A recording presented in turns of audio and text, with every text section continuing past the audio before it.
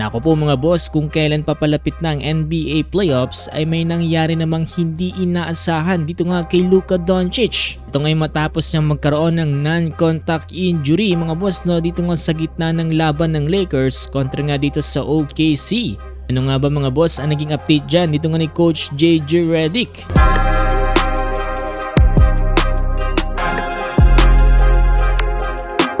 So eto mga boss sa naging laban ng Los Angeles Lakers kontra nga dito sa OKC Thunder ay nasilayan natin kung paano nga bang mangyayari kung makakaharap ng Los Angeles Lakers etong ang top team sa West na OKC Thunder.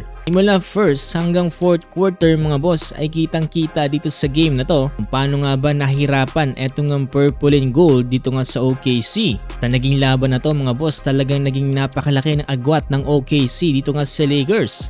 Eto kasi kung sisilipin natin ang mga stats mga boss, etong OKC ay tumira nga ng 54% from the field samantalang 43% lang dito nga sa Los Angeles Lakers. Tapos eto mga boss ang pinakamatindi dyan dahil etong OKC Thunder ay tumira ng 45% from the 3-point line shooting 19 out of 42. Samantalang etong Los Angeles Lakers mga boss magugulat kayo dahil tumira lamang sila dyan ng 23% at 7 out of 30. Grabe mga boss imagine 7 lang ang pumasok sa 30 itinira from beyond the arc ng Lakers. Free throw line naman sila bumawi dyan with 78% samantalang sa OKC naman with 77%. Isa pa sa pinakamasakit dyan dito para sa Los Angeles Lakers ay nakapag-commit sila ng 18 turnovers compare sa 10 lang dito nga ng OKC. Nadumi na din dito nga ng OKC Thunder etong Los Angeles Lakers dito nga sa ilalim at nakapagtala nga sila dyan ng 50 rebounds compare sa 38 lang dito nga ng purple and gold.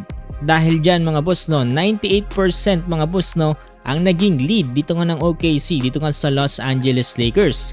46 points highest lead. Grabe mga boss, napakasakit niyan dito nga para sa purple and gold. At ito mga boss, during third quarter under 7-minute mark ay meron pang hindi inaasahang pangyayari dito nga para sa star player ng Lakers. Ito during ball possession ng Los Angeles Lakers at itong si Luka Doncic nga nagdadala ng bola. Yung papasalaksak na siya dito nga inside the paint ay biglang nag-ika-ika etong si Luka. Tapos nga mag-ika-ika dyan ni Luka, eto napahiga na nga rin siya dito nga sa sahig. At medyo matagal-tagal din mga boss bago siya nakatayo dito.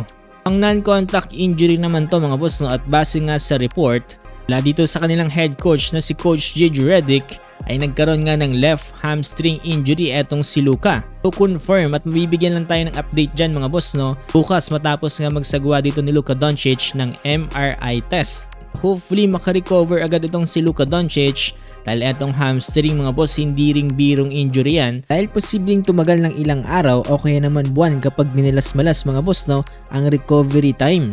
Napakalaking factor niyan lalo na magsisimula ng NBA playoffs. Lalo na ngayon na 5 games na lang ang natitira dito nga para sa Los Angeles Lakers.